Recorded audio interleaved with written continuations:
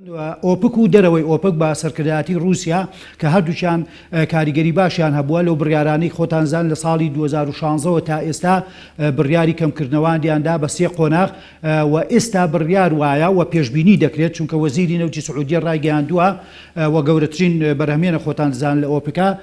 ڕەنگە بڕی ملیۆنێک بڕیار بدەن بڕی ملیۆنێک نەوت کەم بکەنەوە لە ئینتاج بۆ ئەوەی سعری نەوت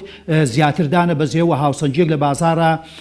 ڕابگرن و لە حدودی 57 بۆ 58 دلار بیهێڵنەوانێ ئەگەر زیاتردا بەزێ بەڕاستی وەکوتم هەموو وڵاتان بە بەرهەمهێن و نابەرهەمهێنەوە زیان دەکەن و زیانی گەوریان بەردەکەوێت و هەرێمی کوردستانیش وەکو بەشێک لە دەوڵەتی عێراق و ئەو بەشەنەوتەی کە خۆشمان دەیفرۆشین بەسەر بەخۆیانە لە هەرێمی کوردستان لە ڕێگەی بۆری نەوتی جیهان تورکیەوانەیە هەم بە کەمتر دەیفرۆشین هەر ئێمە لە حاڵەتی ئاساییە 8 دلار بۆ 10 دلار کەمترمان لە نرخی ڕسمی بازارەکان دەفرۆش لە عێراقا و ئێستاش ئەگەر ئەم کێشەیە بێ زیاتر هەرزانتر دەبێت و زیاتر